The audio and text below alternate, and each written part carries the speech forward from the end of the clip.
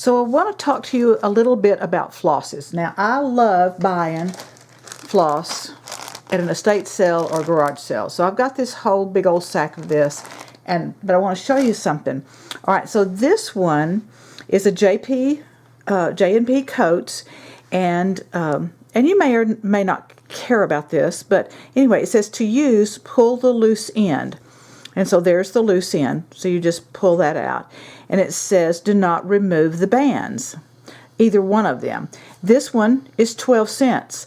That might have been from a day or two ago, and you can also know that it was pre-80s because there is no UPC code on there. This one is newer. This one has this is for sale only outside of the European Union. I thought that was interesting. It's made in France, and I don't see a price on it. This one, this is DMC floss, and this one is American thread. It's hard to read. 6 strand. It's also a pull. There comes the cat. Sit down. And there's no UPC code on this one, and they're 100% cotton.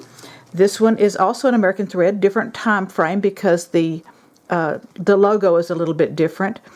This one is 10 cents. So this one was 12, this one's 10. It doesn't really matter. It's just fascinating, and especially if you like kind of vintagey stuff. Same sort of thing here. Put the pull skein. Do not remove from the bands. It's an American thread.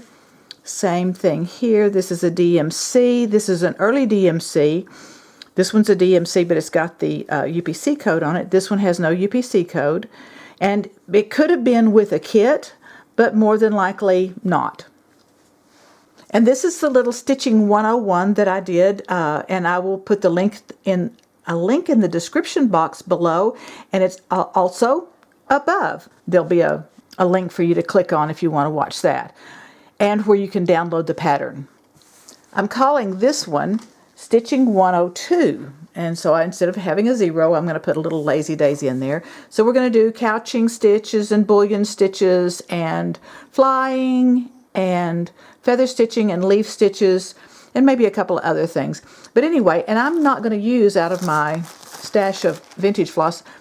I'm just going to use out of some of these scraps that have already been opened, and that's what I'm going to use. And I'll talk about the needles in just a second, but first I want to talk to you about transferring. I transferred the pattern, which you can download from my website, My Hall Closet, and this is a water-soluble, water-erasable pen, and so it'll come off really easily. This is a transfer pencil that you can get from Walmart, and you use a piece of tracing paper and then you iron it on, and it also says we can't guarantee the removal of the stamping. Now the other thing that you can use is a Frixon that removes with a steam iron or an iron or heat, and I don't have one of those yet, but maybe eventually I will. And needles. I made this little needle book. This is also going to be a video. It's in the editing process. I've already made the video for it. Anyway, I just put this together, but I want to show you this. These little needles came from Hobby Lobby, this Sewology. And it just says needles, embroidery, assorted sizes. And this is really cool because on the inside, if I flip this down, let me make sure I'm in my screen, it tells you that there's tapestry. These are the sizes, 26 and a 24. There's 2 chenille needles, 3 chenille needles. There's a beading needle. There's another chenille in a smaller size.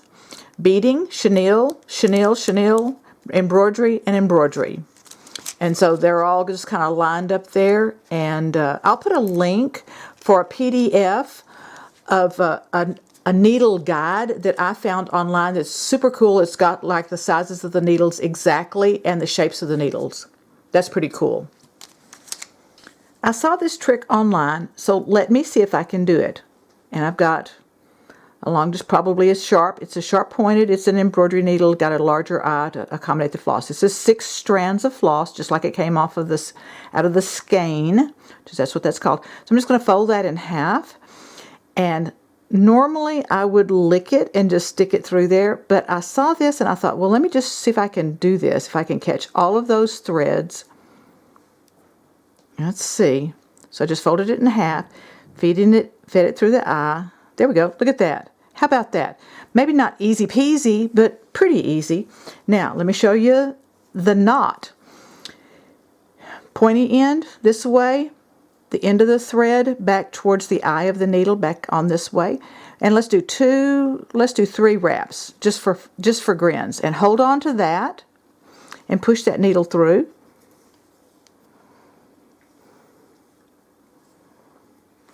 And there you go. Voila! A little knot. And so we're going to do a couching stitch, which is this one. We're going to do this one first. Couching is what we're going to use probably to do this lettering, but we're going to do this one first as a practice. And so I'm going to use 2 different threads so that you can see the process. Let me go ahead and thread this one. Now this one I have 3 strands, and let's see if I can use that same process to get my thread through there. Look at that. How about that? And so let me show you one more. This is how, for years and years, I've sewed probably 65 years or something about like that. Wrap that around, give it a little roll, and there you have a knot. Okay? So either way you want to do that knot is fine with me. So to do the couching stitch, I'm going to come up and I'm going to use 2 different colors of thread so that you can see. Now whenever you're actually doing a couching stitch, you don't have to do 2 colors of thread. Alright, so this is going to lay along this track design. I'm going to go ahead and bring up my first stitch. Let me put that there. Pull through to the knot, and I'm sewing on, this is a piece of just canvas, drop cloth that I had left over. So I'm going to bring this stitch right down next to that stitch where I just came up.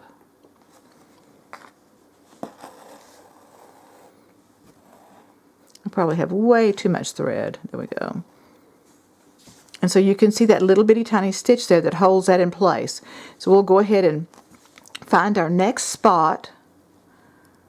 And however far, depends on how intricate the design is, on how close together you'll need to put the stitches. So we're going to go from the bottom to the top. You could go from the top to the bottom as far as this couching stitch, the one that catches that bottom thread. Let's stick that in. There we go. And I'm just going to move that one out of the way. I mean, you could move it to the top or the bottom. It doesn't really matter.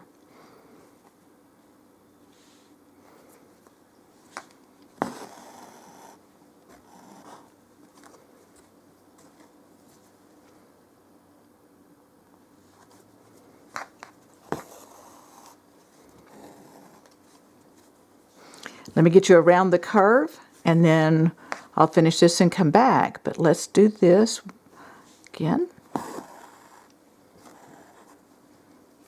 And now I've got this at the top. A little tiny stitch in. Don't get that tangled. There we go.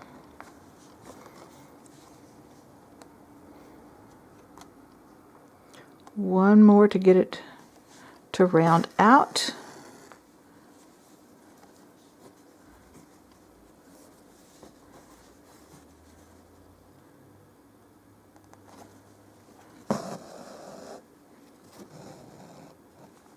Okay, and so we'll just continue that along this way.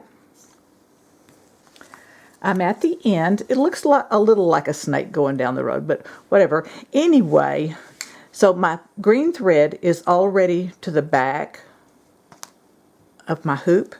And so I'm just going to take one more little stitch with the pink.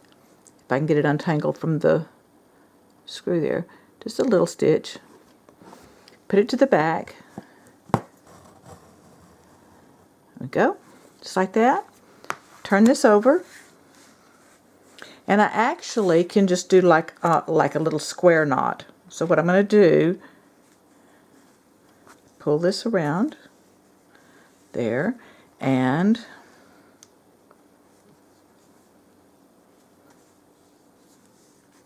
like that. Scrunch that down and then clip that off. There's my scissors.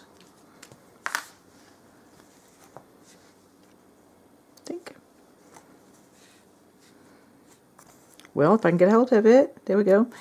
And we'll go on to the next one. We're going to do the flying stitch next.